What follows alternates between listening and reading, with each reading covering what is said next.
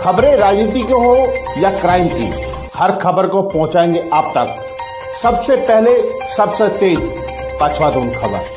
नमस्कार, मैं आपका दोस्त ज्ञान सिंह खबर पछवादून खबर में आपका स्वागत है। आइए देखते हैं विकास नगर से जुड़ी हुई खास खबर का। पछवादून में जहां भूमाफियाओं की नजर खाली पड़ी जमीनों पर गिद्ध जैसी दृष्टि रहती है, वही अभी ताजा मामला जीवनगढ़ के प्रधानपति सोहेल पाशा ने कर दिखाया है। क्योंकि वही कुछ लोग पत्नी के प्रधान बनते ही अपने आप को प्रधान से कम नहीं समझते और ग्राम समाज अथवा आबादी की खाली पड़ी जमीनों पर अपना मालिकाना हक समझते हैं और इस काम को अंजाम तक पहुंचाने के लिए लेखपाल भी ऐसे भूमाफिया प्रधानपति का भरपूर साथ देते हैं।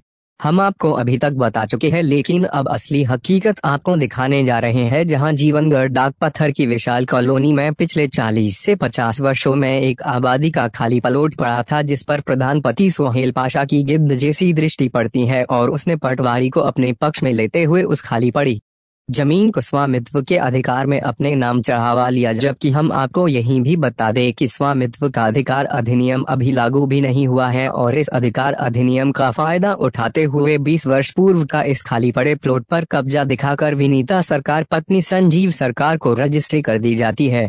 जबकि उसे प्लॉट पर सोहेल पास का ना तो कभी कब्जा रहा है और ना ही उसे प्लॉट पर आज तक भी किसी व्यक्ति का कोई कब्जा है। आज भी वह प्लॉट खाली पड़ा है। ऐसे में पटवारी ने आंखें बंद करके कैसे उसे प्लॉट को बिना जांच के, बिना देखे कैसे स्वामित्व के अधिकार में सोहेल पाशा के नाम कैसे चढ़ा दिया। इस सबसे बड़ा सवाल खड़ा होता है। अब सवाल नंबर 1 खड़ा होता है कि जिस भूमि पर प्रधानपति सोहेल पाशा पिछले 40 वर्षों से आज तक भी कोई कब्जा नहीं है, फिर ऐसी भूमि को कब्जा दिखाकर किस नियम के तहत बेच दी जाती है? क्या पटवारी ने स्वामित्व के अधिकार अधिनियम के तहत उसे प्लॉट पर सोहेल पास का कब्जा दर्शाया था? क्या उसे समय वहां पर उसे प्लॉट पर कोई झोपड़ी या कोई व्यक्ति या उसका कब्जा देखा गया है? उसे प्लॉट पर किसी व्यक्ति का कोई भी कब्जा नहीं पाया गया है, प्लॉट खाली है। फिर पटवारी ने अपनी शॉर्टकट का परिचय देते हुए प्रधानमंत्री सोहेल पक्ष के नाम उसे प्लॉट को किस प्रकार चढ़ाने का काम किया, जबकि आज भी वे प्लॉट सरकारी रिकॉर्ड में आबादी में दर्ज है। वहां पर किसी भी व्यक्ति के नाम उस प्लॉट कोई भी रिकॉर्ड मौजूद नहीं है।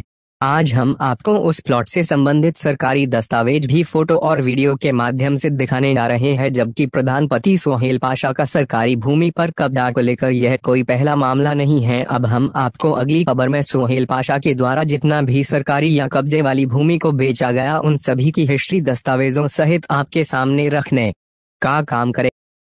जी सर, जानना चाहेंगे कि सोहेल पाशा के द्वारा आबादी की खाली पड़ी भूमि को अपने नाम अनॉथराइज तरीके से उसने स्वामित्व के अधिकार में चढ़वाई और उसके बाद उसने किसी व्यक्ति को उसकी रजिस्ट्री भी कर दी है। वो रजिस्ट्री कॉपी भी सब कुछ हमारे पास एविडेंस है, वो हमने आपको भेज भी दे रहे हैं। तो क्या ऐसे व्यक्ति के खिलाफ कार्रवाई हो पाएगी?